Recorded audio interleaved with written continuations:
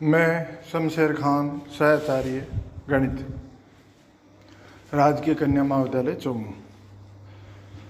पिछली क्लासों में अपन ने अचर गुणांक वाले रैखिक अवकल समीकरण हल करने की कुछ विधियां पढ़ी। हल करने के लिए पहले कॉम्प्लीमेंट्री फंक्शन निकालना अपन ने सीखा। उसके बाद पर्टिकुलर इंटीग्रल निकालने की व्यापक विधि देखी।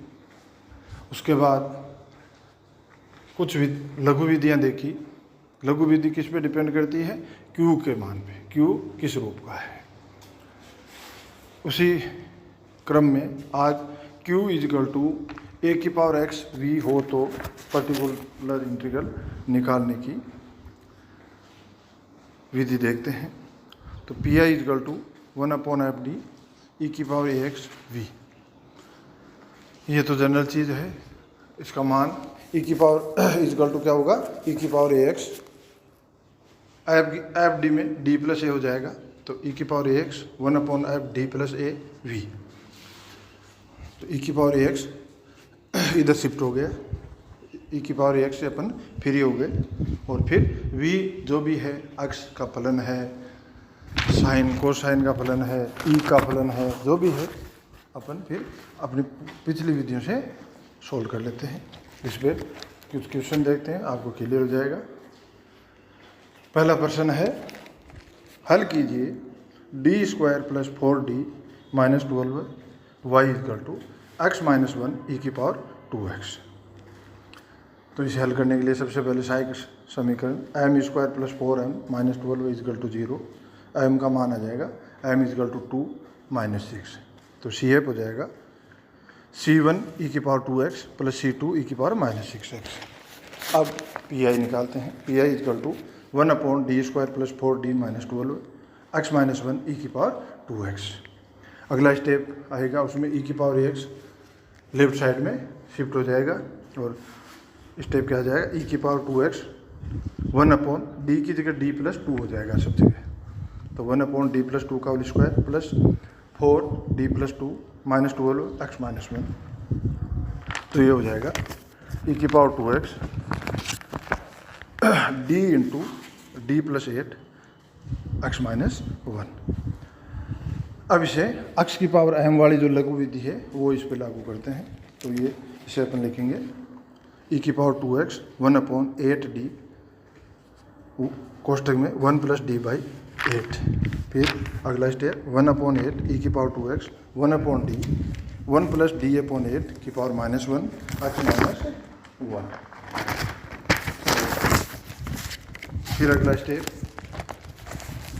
1 + d/8 को 8 की पावर -1 का अपन प्रसार कर देते हैं। तो आएगा 1/8 e⁴2x 1/d कोष्ठक में 1 - d/8 + d² / 64 - -x - 1। क्या आ गया? 1/d इंटू कोष्ठक में 1 - d/8 + d² / 64 - बाहर आ जाएगा x - 1। 1 - d को अंदर ले जाते हैं, तो यह आएगा 1/8 e⁴2x कोष्ठक में 1/d - 1/8 + d/64 - इसमें अपन d की घात 1 तक के ही पद कहाँ मिलेंगे, क्योंकि x की पावर 1 है। तो अपना Pi हो जाएगा 1/8 e⁴2x x² कोष्ठक में x² / 2 - 9x/8 + 9/64।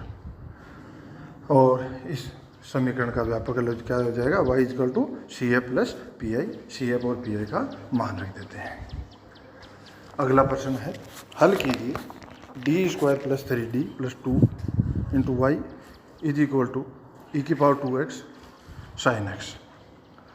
हल करने के लिए वही सहायक समीकरण लिखेंगे। सहायक समीकरण से अपन CF निकालेंगे। तो CF अपना है CF = c1 e⁻x + c2 e⁻−2x।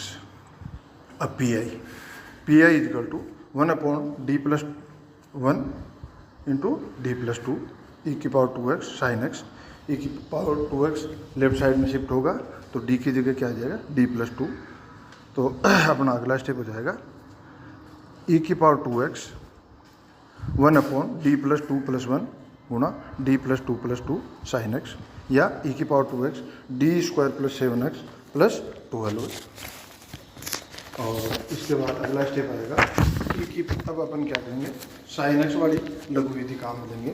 तो डी स्क्वायर की जगह अपन क्या लिखेंगे, माइनस ए स्क्वायर, तो -1। तो ई की power 2x 1/-1 plus 7d plus 12 sine x. अगला स्टेप ई की power 2x 1/7d plus 11 sine x. फिर अपने पास डी स्क्वायर नहीं है, तो अपन डी स्क्वायर प्राप्त करने के लिए ऊपर नीचे विपरीत चिन्ह का गुणा कर दे देंगे। 7d माइनस 11 का ऊपर नीचे गुणा किया, तो अगला स्टेप आएगा ई की power 2x 7d minus 11 upon 49d square minus 121 sine x. फिर अपन वही साइन एक्स वाली लघु विधि लगाएंगे, तो अपना अगला पद आएगा ई की power 2x 7d minus 11 49 into -1 minus 1 to 1। तो पी आई हो जाएगा ई की पावर 2x 170 कोष्टक में गुणा में 7 cos x minus 11 sine x.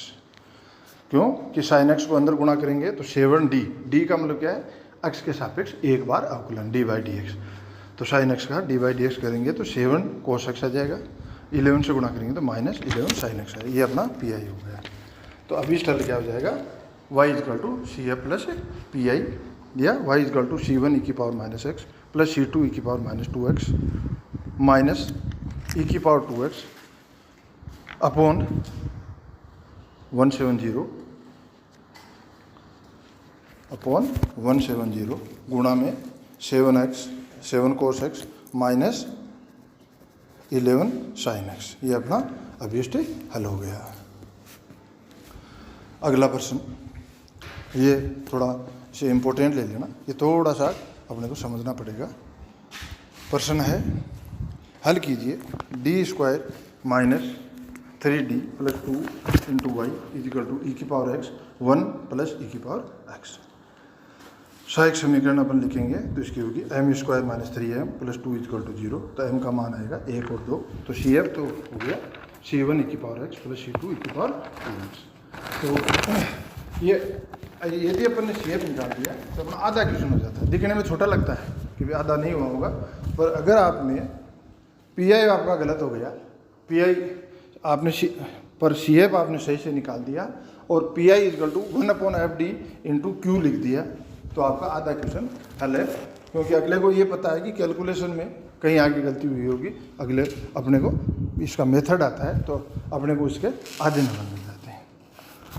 अब निकालते हैं PI equal to 1/D-2 D-1। इसको इस प्रकार के जो ये क्वेश्चन है मैंने विशेष कहा है, इसका मतलब इस प्रकार के क्वेश्चन को आपको अलग से ध्यान रखना है कि इसमें थोड़ा सा हट के काम करना पड़ेगा। तो 1/D-2 D-1 का अपन पार्शियल फ्रैक्शन कर देते हैं, तो ये हो जाएगा 1/D-2 माइनस 1/D-1 गुणा में e की पावर x 1 प्लस e की पावर x।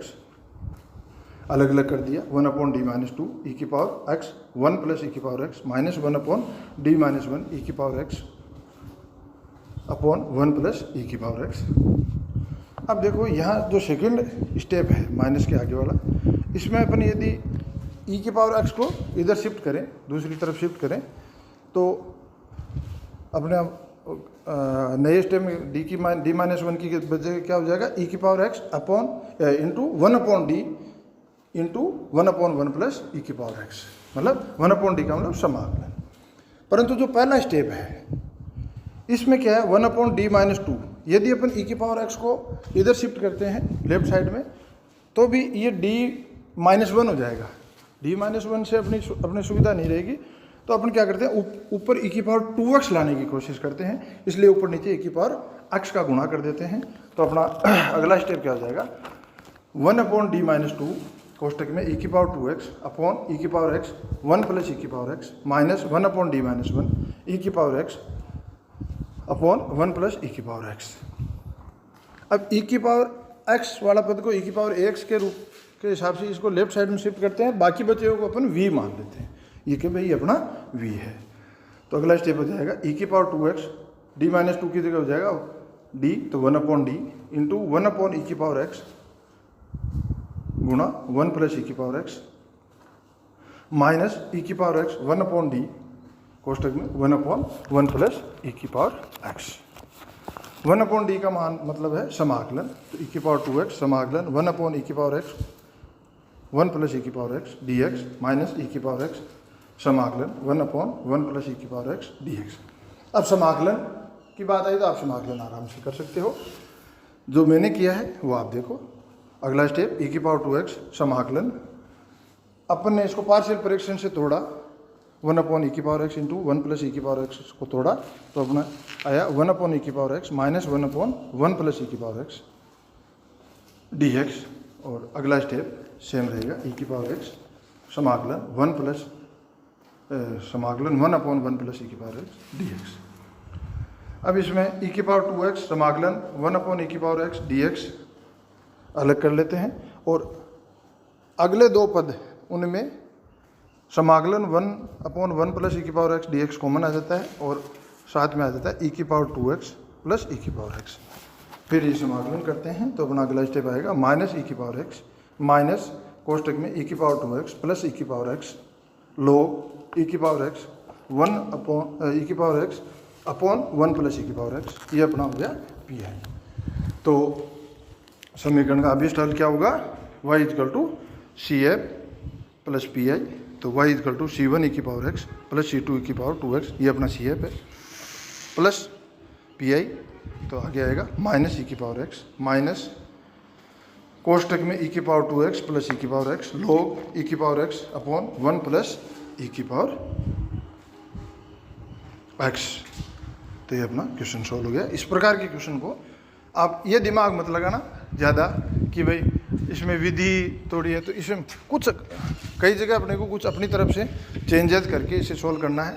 कुल मिला के अवकल समीकरण का हल का मतलब आपको शुरू में मैंने बताया कि अंत में समाकलन हो जाना चाहिए, तो अपने समाकलन करके और इसे समाकलन का मतलब इसमें से अवकलज हट जाना चाहिए, डी बाई डी एक्स या कैपिटल डी के पद सारे हट जाने चाहिए, विलुप्त हो जानी चाहिए।